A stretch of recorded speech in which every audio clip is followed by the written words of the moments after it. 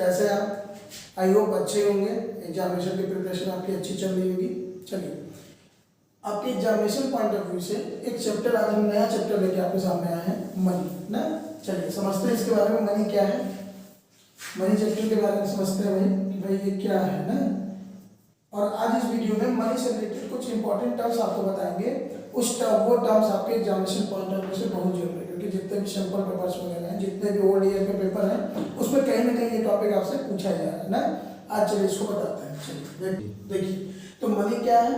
Anything that is accepted, जो कि accept की जा रही है as a medium of exchange, जो एक मीडियम ऑफ एक्सचेंज के लिए एक्सेप्ट की जा रही है विदाउट एनी इन्वेस्टिगेशन, मतलब बिना किसी जांच पड़ताल के, बाय ऑल, सबके लिए। ठीक, सभी लोग ऐसी कोई भी चीज जो कि मीडियम ऑफ एक्सचेंज के रूप में एक्सेप्ट कर रहे हैं बिना किसी इन्वेस्टिगेशन के। ठीक है, यहाँ मीडियम ऑफ एक्सचेंज क्या होगा?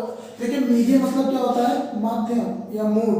ठीक, मीडियम का मतलब क्या होता है भाई? मोड। अगर कोई भी गुड्स एंड सर्विस होगा, वो किस मोड में लोग एक्सचेंज करने के लिए तैयार है। एक्सचेंज का मतलब क्या होता है? ट्रांसफॉर्मेशन होगा भाई, एक दूसरे को देना। तो जो भी मार्केट में अवेलेबल गुड्स एंड सर्विसेज है, आप जानते होंगे वो किस मोड में एक्सचेंज हो रही है। जैसे हमें स्वीट्स है, हम पैसे के बदले में दे सकते हैं। ठीक, किसी के पास कोई सर्विसेज है, उसके बदले में पैसा ले सकता है। यानी जो भी ऐसी चीज है वो पैसा है, वो क्या हो गया? पैसा मीडियम ऑफ एक्सचेंज हो गया। ठीक, हम यहाँ पर देखिए फॉर्म्स ऑफ मनी हम लोग समझते हैं। तो देखिए फॉर्म्स ऑफ मनी में देखिए कुछ यहाँ पर बोर्ड पे हमने लिख दिया है, जैसे fiat money, fidelity money, full bodied money, credit money, near money, bank money, high powered money, narrow money and broad money. ठीक, इसको बारी बारी से एक एक चीज को हम लोग समझते हैं। चलिए, सबसे पहले हम समझते हैं फिएट मनी क्या होगी भाई ना। तो फिएट मनी का मतलब क्या है भाई? कि all currency and coin, all currencies and coin issued by government, जिसने इशूड बाय गवर्नमेंट, गवर्नमेंट ने जो इशू किया है। ठीक, issued by government known as fiat money. जितनी भी करेंसी है, कॉइन गवर्नमेंट इशू कर रही है, उसे हम क्या बोल रहे हैं? फिएट मनी बोल रहे हैं। ठीक, अब ये क्या होते हैं? लीगल टेंडर मनी बोलते हैं, लीगल टेंडर मनी ना। अब लीगल टेंडर मनी का मतलब समझते हैं ना। देखिए, लीगल टेंडर मनी का मतलब होता है कि जो भी ये मनी होती है ना, इसको लेने के लिए लीगली बाउंड होती है पब्लिक, कि पब्लिक को इसको एक्सेप्ट करना ही करना है, लीगल ना, लीगल तरीके से लीगली बाउंड कर देती है गवर्नमेंट कि हमने जितनी भी करेंसी और कॉइन हमने इशू किया है, ये आपको क्या करना होगा? लेना ही लेना होगा ना। चलिए, अब लीगल टेंडर में क्या होगा? दो चीजें यहाँ पे और आती है भाई ना। लीगल में एक होता है limited legal tender, limited legal tender, और दूसरा आएगा unlimited legal tender, unlimited legal tender ना। अब इसमें देखिए क्या होती है बात। लिमिटेड लीगल टेंडर का मतलब कि भाई लीगल तो है, लेना तो है आपको, लेकिन कुछ एक लिमिटेड अमाउंट पे ना। जैसे coin up to ₹1000, coin up to ₹1000 तक, 1000 रुपए तक क्वाइन लेने के लिए पब्लिक बाउंड है, पब्लिक को लेना ही लेना होगा 1000 रुपए तक। 1000 रुपए से ऊपर तक का क्वाइन लेने के लिए पब्लिक बाउंड नहीं है, इसलिए हम इसे क्या बोल रहे हैं? Limited legal tender. But legal tender है, लेकिन कुछ लिमिटेशन लगी हुई है। अनलिमिटेड लीगल टेंडर का मतलब जितने भी क्या है, जितने भी नोट्स हैं, ये नोट्स क्या है भाई? ये नोट्स अनलिमिटेड लीगल टेंडर्स के हैं कि आप कितने भी अमाउंट में नोट्स को देंगे, कोई पब्लिक इसको लेने से मना नहीं कर सकती है। ठीक है, समझ में आ गई बात होगी भाई। फिएट मनी क्या है? जितनी भी currency and coin government issue कर रही है विद लीगल टेंडर के साथ, कि भाई पब्लिक की लायबिलिटी है, पब्लिक को इसको लेना ही होगा, पब्लिक इसको क्लेम नहीं कर सकती कि हम इसे नहीं ले लेंगे। Limited legal tender and unlimited legal tender. Limited legal tender का मतलब कि जो कॉइन्स वगैरह हैं, कुछ टाइम तक, यानी 1000 रुपीज तक ही कॉइन को एक्सेप्ट किया जाएगा, और नोट्स जो होती हैं वो अनलिमिटेड लीगल टेंडर में होती हैं। इसमें कितने भी अमाउंट के नोट्स लेके जाएंगे, आपको कोई मना नहीं कर पाएगा। ठीक है, चलिए दूसरा हम लोग को पढ़ना है Fidelity money.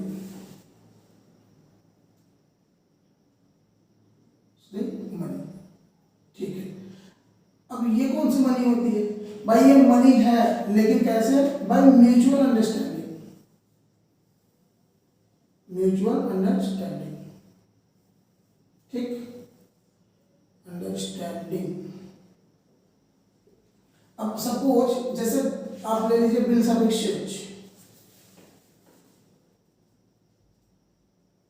Bills of exchange, cheque ले लीजिए आप, ये सब फिड्यूशरी मनी होते हैं। कैसे होते हैं कि आप जैसे किसी दुकान पे आप जा रहे हैं, आपको अगर पेमेंट करना था, आप पूछते हैं क्या भैया चेक लोगे, दुकानदार अगर बोल रहा है, शॉपकीपर अगर आपसे बोला कि हाँ भैया चेक में पेमेंट हम एक्सेप्ट करते हैं, तो ही as a medium of exchange काम देगा। अगर दुकानदार आपसे बोला कि नहीं हम चेक में पेमेंट नहीं लेते हैं, तो ये क्या होता है क्या, नहीं। इसीलिए बोल रहे हैं यहाँ पे कि जो फिड्यूशरी मनी होती है म्यूचुअल अंडरस्टैंडिंग से as a medium of exchange काम करती है, इसलिए इसे हम लोग वॉलंटरी मनी भी बोलते हैं।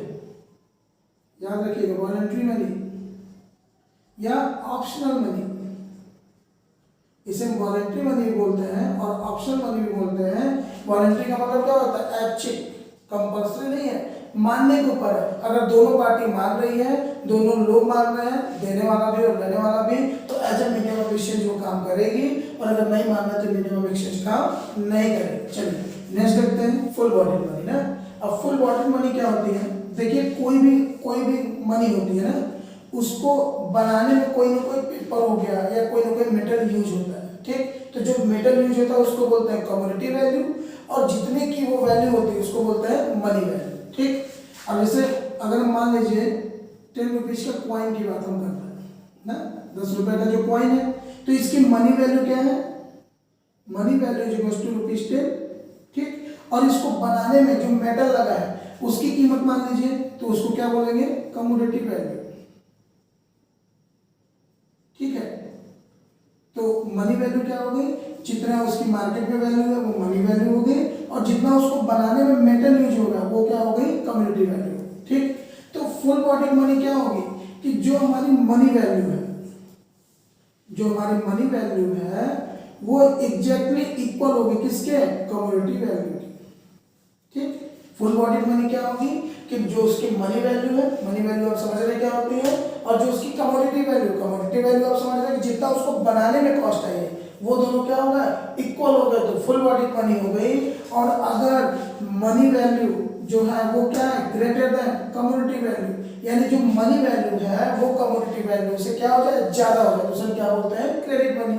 एग्जाम्पल में जैसे 2000 रुपीज का नोट है ना, 2000 रुपीज का नोट है, अब इसको बनाने में जो पेपर लग रहा है, हाईली अगर उसको देखा जाए तो मान लेते हैं 10 रुपए का पेपर यहाँ पे लग रहा है, 10 रुपीज उसकी कॉस्ट होगी, तो यहाँ पे क्या होगा, जो कमोडिटी वैल्यू क्या है 10 रुपए, और उसकी जो मनी वैल्यू क्या है वो 2000 रुपए। तो money value is greater than commodity value known as credit money, and money value is equal to commodity value known as full body money, ठीक है। चलिए नेक्स्ट हम लोग बात करते हैं नियर मनी की, नियर मनी ना। अब देखिए नियर मनी क्या होती है, नियर मनी को हम बोल सकते हैं it is a close substitutes of money, close substitutes of money, ये मनी के एकदम क्लोज सब्स्टिट्यूट्स होती है, ठीक। And easily convertible in cash, easily converted in cash, ठीक। और इसको आसानी से किस में कन्वर्ट कर सकते हैं, कैश में कन्वर्ट कर सकते हैं, ठीक। नियर मनी को ऐसे समझ लीजिए कि नियर मनी जो है वो क्लोज सब्स्टिट्यूट्स ऑफ मनी है, मनी की जगह पे ये एकदम यूज की जा सकती है, और ये इजीली इसको हम क्या कर सकते हैं, कैश में कन्वर्ट कर सकते हैं। एग्जांपल में गोल्ड हो गया, बॉन्ड हो गए, ये सब हमारे नियर मनी में आते हैं ना। अच्छा, near money directly medium of exchange में काम नहीं करते ना, सबसे पहले इसको क्या करना होगा, कैश में कन्वर्ट करना होगा, और देन ये काम करेगी as a medium of exchange. चलिए नेक्स्ट हम लोग पढ़ते हैं बैंक मनी। अब देखिए बैंक मनी में क्या होता है कि जितने भी डिमांड डिपॉजिट,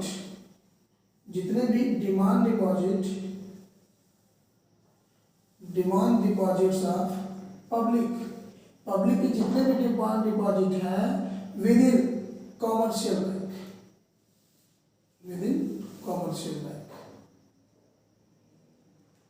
कॉमर्शियल बैंक के पास जितना भी पब्लिक का पैसा जमा हुआ है उसे हम बैंक मनी बोलते हैं, हाँ? तो बैंक मनी में जितने भी हमारे इकोनॉमी में जितने भी बैंक हैं, जो भी पब्लिक अपना पैसा जमा कर रही है उनके पास, उस पैसे को हम क्या बोलते हैं, बैंक मनी बोलते हैं, ठीक है। क्लियर हो, आगे देखते हैं हाई पावर मनी, ठीक। अब ये हाई पावर मनी क्या है, बहुत आसान सा ये भी कॉन्सेप्ट है इसका। हाई पावर्ड मनी में 3 चीजें इंक्लूड होती है। ठीक, सबसे पहले पावर्ड मनी में क्या है कि currency held by public, public के पास कितना पैसा है, plus cash with in commercial bank, commercial bank के पास कितना पैसा है, और प्लस कमर्शियल बैंक जो भी रिजर्व बना कर रखे हैं किसके पास, आरबीआई के पास। अगर आप इन तीनों को प्लस करते हैं तो क्या मिल रहा है आपको, हाई पावर्ड मनी। तो हाई पावर्ड मनी क्या है, high powered money include currency held by public plus currency within the commercial bank और plus reserves of commercial bank within the RBI, known as high powered money. ठीक है, चलिए next हम लोग बात करते हैं नैरो मनी की and broad money. Narrow money and broad money का कॉन्सेप्ट क्या है, देखिए नैरो मनी में क्या आती है, तो नैरो मनी में देखिए C plus D D plus O D. C का मतलब currency and coin held by the public, DD का मतलब demand deposit within the commercial bank, public का पैसा। अदर डिपॉजिट मतलब आरबीआई के पास कितने पैसे पड़े हुए हैं, किसके पैसे, चाहे फॉरेन गवर्नमेंट के हों, चाहे फॉरेन इंस्टीट्यूशन के हों, आईएमएफ के हों, वर्ल्ड बैंक के हों, कितने पैसे आरबीआई के पास पड़े हैं। Plus saving deposit with post office saving bank, post office में कितने पैसे पड़े हैं सेविंग अकाउंट में। ये सारी चीजों को प्लस करते हैं क्या मिलती है, नैरो मनी ना।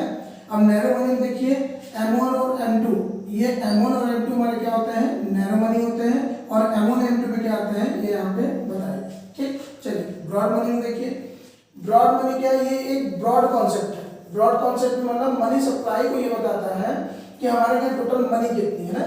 तो देखिए हम मनी में देख लीजिए, ब्रॉड मनी में C currency and coin held by the public, demand deposit, other deposit and net time deposit मतलब जो फिक्स डिपॉजिट है, and total deposit with the post office other than NSC मतलब national saving certificate को छोड़ के जितने पैसे post office में जमा है ये सारों को प्लस कर दिया जाएगा तो हमें ब्रॉड मनी मिलेगी। ब्रॉड मनी में M3 और M4 ये दोनों को प्लस कर देते हैं, हमारी ब्रॉड मनी होती है। ठीक है, आई होप ये सारे टॉपिक आपको क्लियर हुए होंगे। एक बार आप इसे अच्छे से एक बार आप इसे पढ़ें, आपको एग्जाम में जरूर कुछ ना कुछ इसमें से मिलेगा ही मिलेगा, और इसको एक बार आप नोट कर लीजिएगा। Thank you.